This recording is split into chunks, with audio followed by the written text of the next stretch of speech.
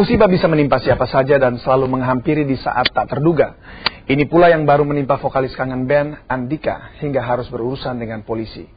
Kendaraannya menabrak pengendara sepeda motor hingga terluka dan bahkan kerabat yang mengemudikan kendaraan sempat menanggung amuk warga. Bagaimana kisahnya? Simak dalam Kriminal dan Selebritis berikut.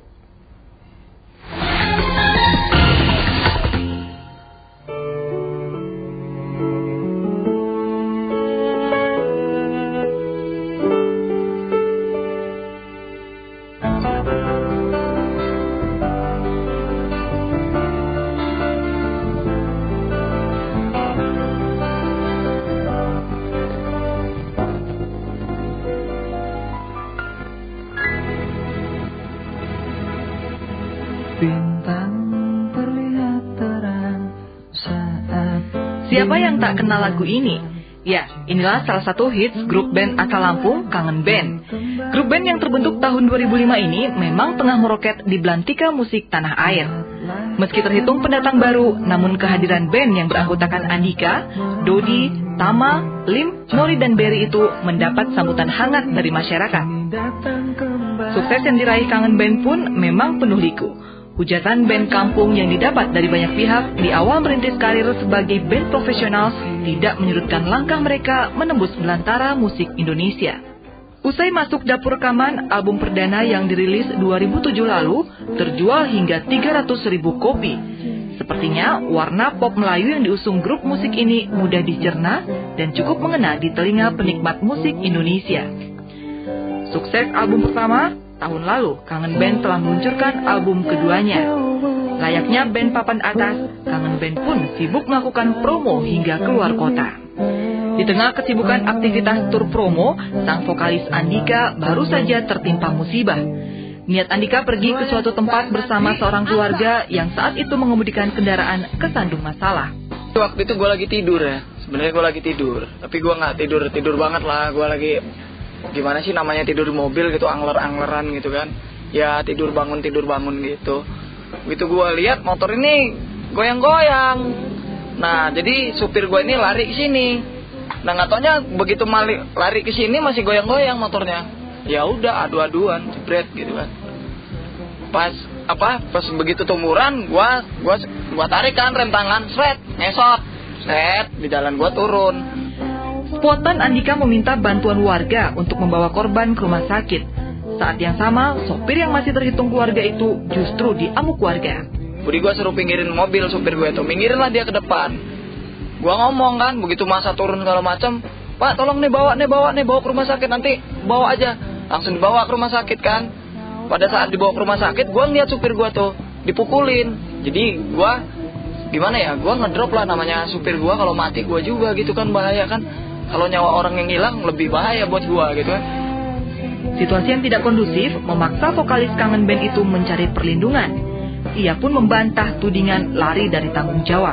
Gua pegang tangannya, gua tarik, gua bawa lari, gua bawa ke polsek, bukan di sini, di tempat dekat kejadian. Dan di situ gua minta perlindungan lah sama Pak Polisi kan, Pak, tolong Pak, saya sebagai warga Indonesia, saya mohon perlindungan, masa dia gitu kan. Gua tetap bertanggung jawab. Jadi gue mohon juga rekan-rekan ya, jangan yang gimana ya, berita gue ya, tolonglah, gue nggak lari kok. Kalau gue lari boleh tanya lah sama polisi, pertama kali gue ngelapor. Mungkin gue sama korban duluan gue melapor gitu, jadi ya gue mohon lah, nggak ada pelarian, mau tabrak lari segala macam itu, enggak. Namun keterangan berbeda justru disampaikan pihak keluarga korban. Pada saat tabrak, dia langsung bawa pakai mobil dia, mungkin orang akan cakot jempol gitu kan. Ya sekarang dia pada saat tabrak terus berhenti mobil tuh, kata korban bilang, oh mau nolongin gua kali, berhenti. Ternyata nggak nolongin, malah jalan nolongin. Akhirnya yang berhenti itu karena dikejar orang, bukan karena dikejar orang. Korban yang menderita retak kaki kiri telah ditangani tim medis rumah sakit. Kondisinya pun berangsur-angsur pulih.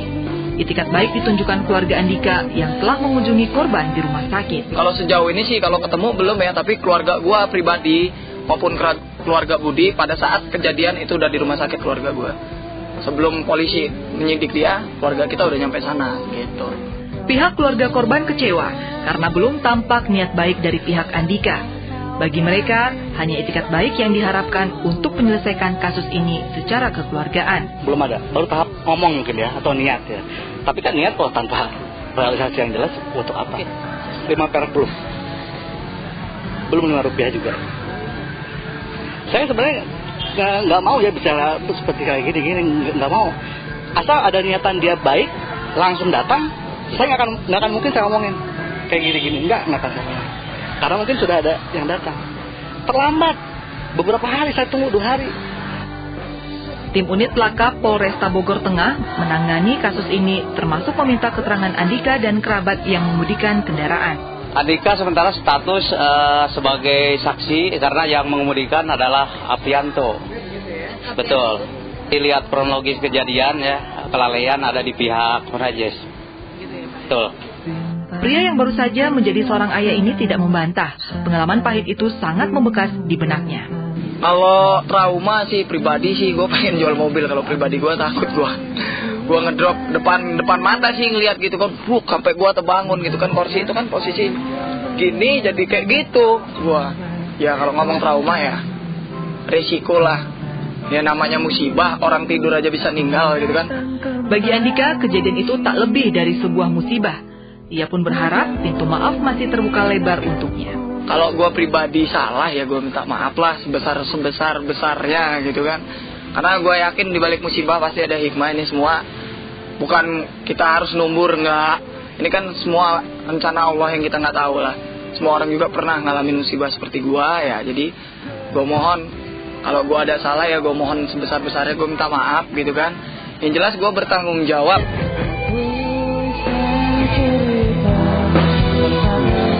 Ruas jalan yang padat kendaraan dan terkadang mengundang kemacetan memang menuntut kesabaran dan kewaspadaan setiap pengguna jalan. Dalam kasus ini, meski proses hukum berjalan, seyogianya perlu mengedepankan penyelesaian secara kekeluargaan. Saling menyalahkan jelas tidak akan menyelesaikan permasalahan. Untuk itu, kepala dingin dan itikat baik kedua belah pihak adalah faktor utama mengakhiri masalah dengan nuansa kekeluargaan.